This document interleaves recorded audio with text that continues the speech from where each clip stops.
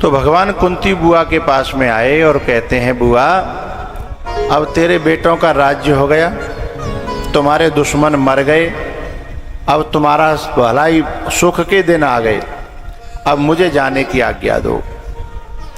सोई बुआ की आंखों में आंसू आ गए कि बोले, जिस सुख में आप शामिल ना हो उस सुख का मैं क्या करूंगी? अरे सुख तो तभी अच्छा लगता है जिसमें आप हमारे साथ शामिल हो जाएं, नहीं तो बिना आपके वो सुख मेरे किस काम का। तुम जाने की बात करने लगे और सुख आने की बात कर रहा है, इसलिए आप जाने की बात न करो। भगवान ने कहा, अच्छा ठीक है, सुख भी बने रहें और मैं भी बना रहूं, जब तुम पुकारो तभी आ जाऊं।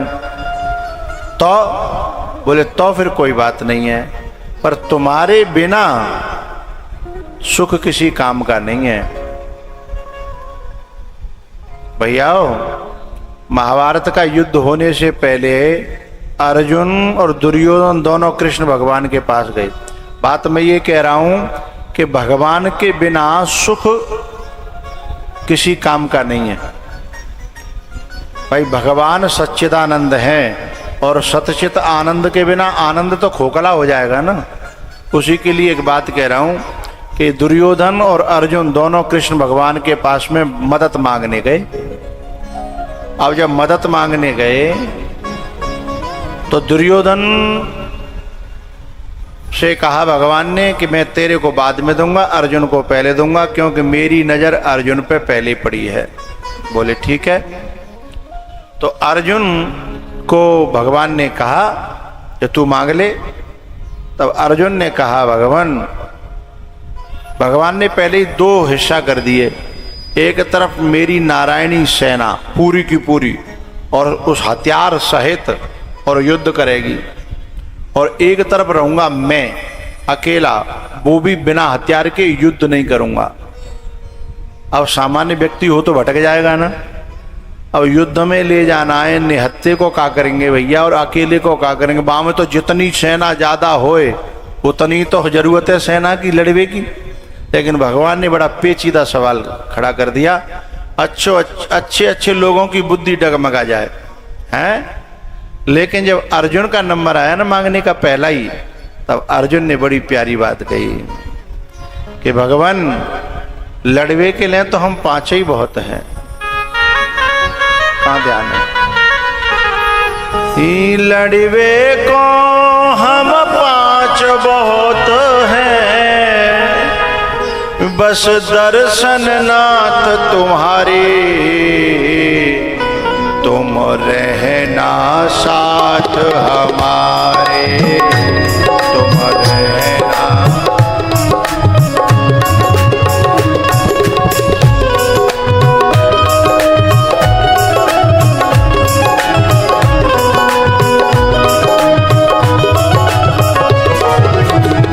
लड़वे को हम पांच बहुत हैं, लड़वे को हम पांच बहुत हैं, बस दर्शन नाथ तुम्हारी, तुम रहना साथ हमारे।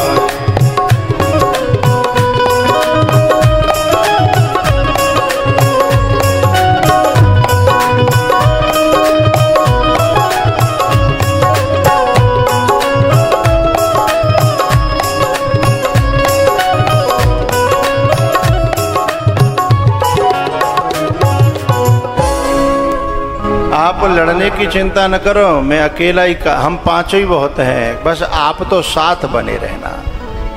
लेकिन एक बात बताऊं आप सब लोगों को, दुर्योधन बड़ा खुश हुआ कि जब पागल ने अकेलो और निहत्तो है ये ग्वाला मांग लो, और अब मुझे बिना मांगी पूरी सेना मिलेगी नारायणी। दुर्योधन बड़ा हंसता खेलता कूदता हुआ और शकुनी के पास पहुंचा। मामा श्री, मामा श्री। बोले हाँ, आज आप मेरे ऊपर गर्व फील करोगे। आज मेरे ऊपर गर्व करोगे आप। बोले कैसे? बोले वह अर्जुन ने पागल ने वो निहत्तो और अकेलो वो कृष्ण मांग लो, और मैं आपकी कृपा से पूरी नारायण की सेना मांग ले आया हूं, वो भी अस्त्र और शस्त्रों से सजी हुई है। और एक तरफ वो अकेला निहत्ता कृष्ण।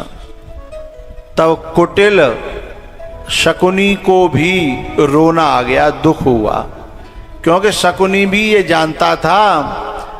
दुर्योधन से कहता, अरे मूर्ख कहीं के, नारायण के बिना नारायणी सेना क्या करेगी? जब वहां में से नारायण निकल गया तो वह नारायणी सेना में क्या बचा है? अगर नारायण है तो ही तो वो नारायणी सेना है, और जब वहां में से नारायण निकल ही गए, अर्जुन बाजी मार गया, पागल कहीं के। तो भैया मेरा कहना ये है, यहां बड़ी प्यारी बात है कि जिस सुख में से सुख रूप परमात्मा निकल जाए वो सुख भी दुख बन जाएगा। और पता है, जिस सुख में परमात्मा हो और जिस दुख में भी परमात्मा हो तो वो दुख भी और वो सुख भी आनंद बन जाते हैं? जो चौपाई है बड़ी प्यारी, जो आनंद सिंधु सुख राशि, सीकरते त्रय लोक शुपाशी।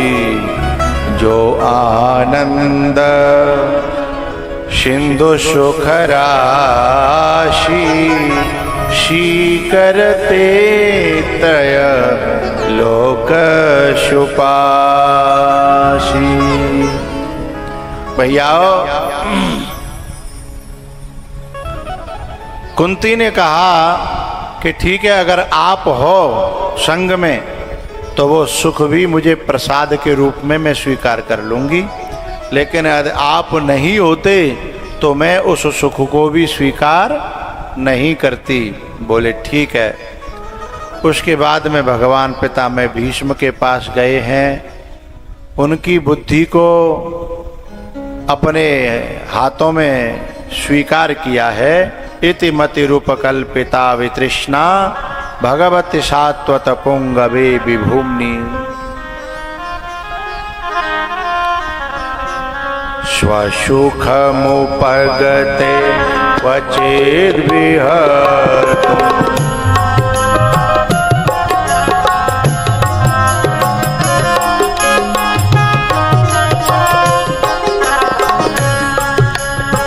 प्रकृतिमुपे स्वसुखमुपगते क्वचिद्विहर्तुम्।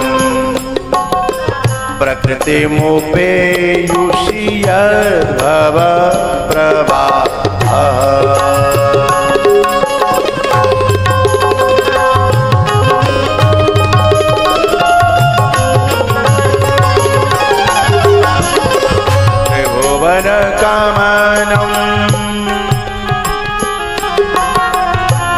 त्रिभुवनकमनं तमालवर्णम् रविकर गौरवराम्बरं दधाने।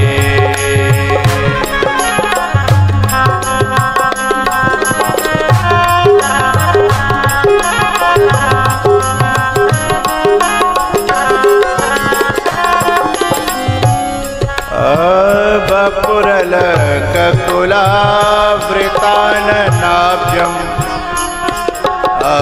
वपुरलककुलावृताननाभ्यम् विजयसखेरतिरस्तुमेन वद्या।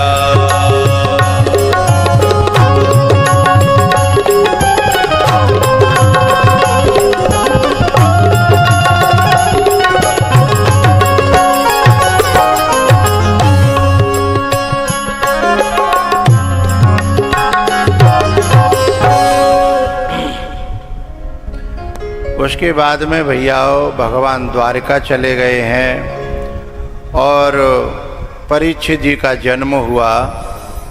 परीक्षित जी थोड़े से बड़े भये तो पांडवों ने परीक्षित जी को राजा बनाया और वे उत्तराखंड को चले गए। जीवन में कितना भी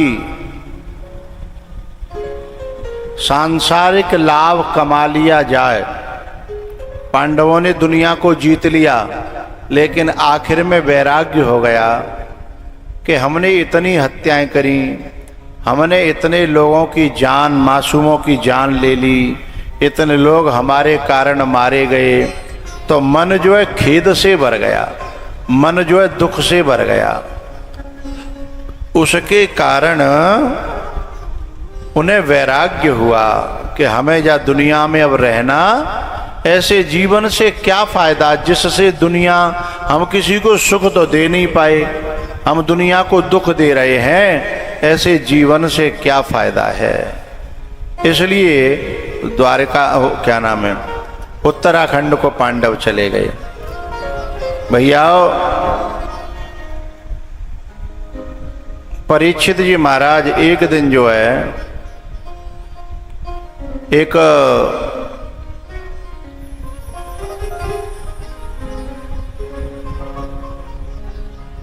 दृश्य को देखते हैं जिसमें एक बैल, एक नंदी जो है वो एक काले पुरुष के द्वारा मारा जा रहा है।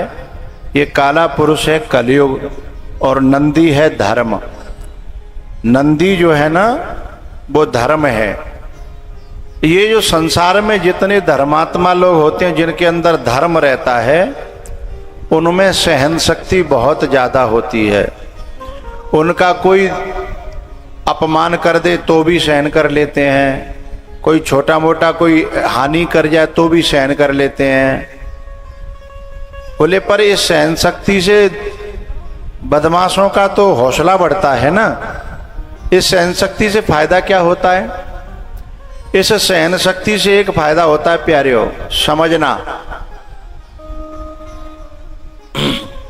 इस सहन शक्ति से ये फायदा होता है कि वो, उसके ऊपर जब बहुत अत्याचार होता है तो अत्याचार से अंदर जो धैर्य बढ़ता है उससे भगवान बड़े प्रसन्न होते हैं। और उस पर जब ज्यादा अत्याचार होता है तो वो तो सहन कर जाता है, पर उस पर किया हुआ अत्याचार भगवान पर सहन नहीं होता।